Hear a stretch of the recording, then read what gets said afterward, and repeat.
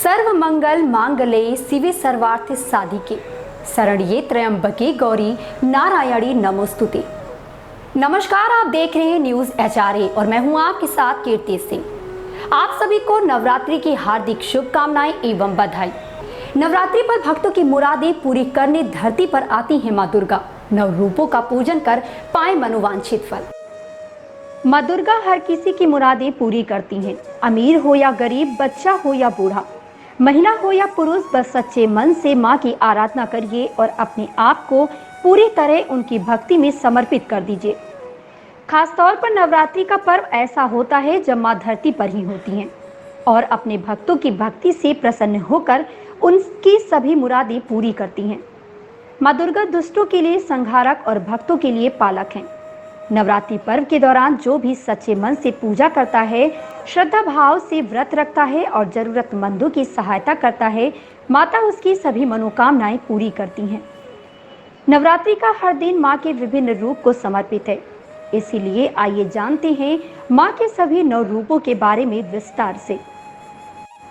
मां दुर्गा के प्रथम रूप को शैलपुत्री, दूसरे को ब्रह्मचारिणी, तीसरे को चंद्रघंटा, चौथे को कूष्मांडा, पांचवें को स्कंद माता, छठे को कात्यायनी, सातवें को कालरात्रि, आठवें को महागौरी तथा 9वें रूप को सिद्धिदात्री कहा जाता है।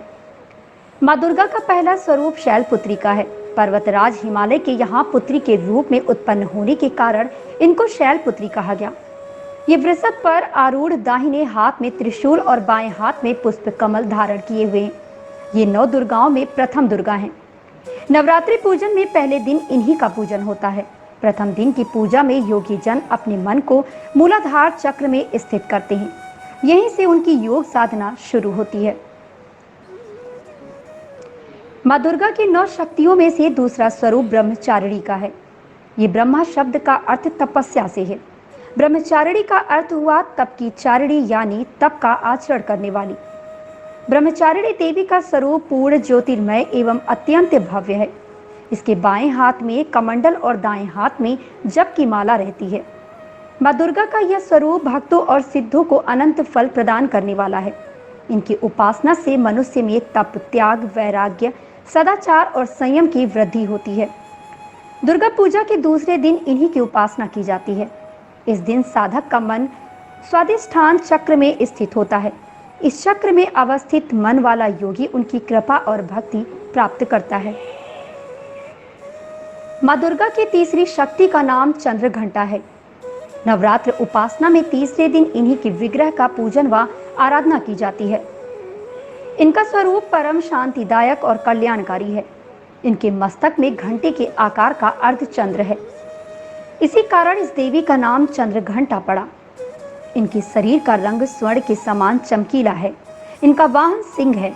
हमें चाहिए कि हम मन, वचन, कर्म और शरीर से शुद्ध होकर विधि विधान के अनुसार मां चंद्रघंटा की शरण लेकर उनकी उपासना व आराधना में तत्पर हों। इनकी उपासना से हम समस्त सांसारिक कष्टों से छूटकर सहज ही परम पद के अधिकारी बन सकते हैं। माता दुर्गा के चौथे स्वरूप का नाम कूष्मांडा है।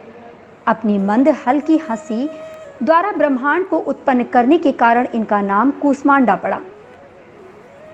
नवरात्रों में चौथे दिन कूष्मांडा देवी के स्वरूप की उपासना की जाती है।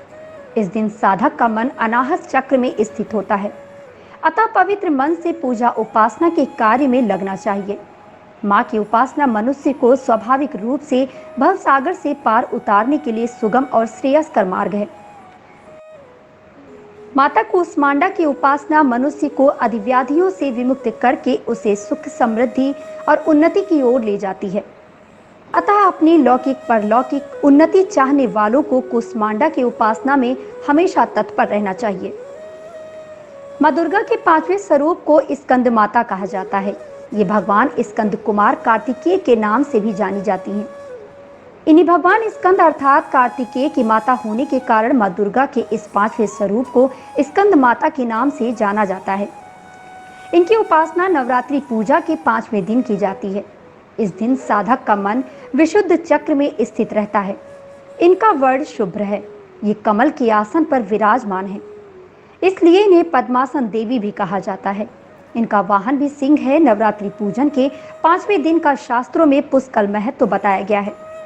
इस चक्र में अवस्थित रहने वाले साधक की समस्त बाह्य क्रियाएं एवं चित्र वृत्तियों का लोप हो जाता है। मां दुर्गा के छठे स्वरूप को कात्यायनी कहती हैं। कात्यायनी महर्षि कात्यायन की कठिन तपस्या से प्रसन्न होकर उनकी इच्छा अनुसार उनके यहाँ पुत्री के रूप में पैदा हुई थी। महर्षि कात्यायन ने सर्वप्रथम इनकी पूजा की थी, इसीलिए ये कात्यायनी के नाम से प्रसिद्ध हुई। मां कात्यायनी अमूल्य फलदायिनी है। दुर्गा पूजा के छठे दिन इनके स्वरूप की पूजा की जाती है। इस दिन साधक का मन आज्ञा चक्र में स्थित रहता है। योग साधना में इस आज्ञा चक्र का अत्यंत ही महत्वपूर्ण स्थान है। इस चक्र में स्थित मन वाला साधक मां कात्यायनी के चरणों में अपना सब कुछ न्यौछावर कर देता है। भक्त को सहज भाव से मां कात्यायनी के दर्शन प्राप्त होते हैं। इनका साधक इस लोक में रहते हुए भी अलौकिक तेज से युक्त होता है। मां दुर्गा के 7वें स्वरूप को कालरात्रि कहा जाता है। मां कालरात्रि का स्वरूप देखने में अत्यंत भयानक है, लेकिन ये सदैव शुभ फल देने वाली मानी जाती हैं। दुर्गा पूजा के 7वें दिन मां कालरात्रि की पूजा का विधान है। इस दिन साधक का मन सहस्त्रार चक्र में स्थित रहता है। उसके लिए ब्रह्मांड की समस्त सिद्धियों के द्वार खुलने लगते हैं। इस चक्र में स्थित साधक का मन पूर्णतः मां कालरात्रि के स्वरूप में अवस्थित रहता है। मां कालरात्रि दुष्टों का विनाश और ग्रह बाधाओं को दूर करने वाली है, जिससे साधक भयमुक्त हो जाता है। मां दुर्गा के 8वें स्वरूप का नाम महागौरी है। दुर्गा पूजा के 8वें दिन महागौरी की उपासना का विधान है। इनकी शक्ति अमोघ और फलदायिनी है। इनकी उपासना से भक्तों के सभी कलुष दूर हो जाते हैं। मां दुर्गा की 9वीं शक्ति को सिद्धिदात्री कहते हैं। जैसा कि नाम से प्रकट है, ये सभी प्रकार की सिद्धियों को प्रदान करती है। नौ दुर्गाओं में मां सिद्धिदात्री अंतिम है। इनकी उपासना के बाद भक्तों की सभी मनोकामनाएं पूर्ण हो जाती हैं। देवी के लिए बनाए नैवेद्य की थाली में भोग का सामान रखकर प्रार्थना करनी चाहिए।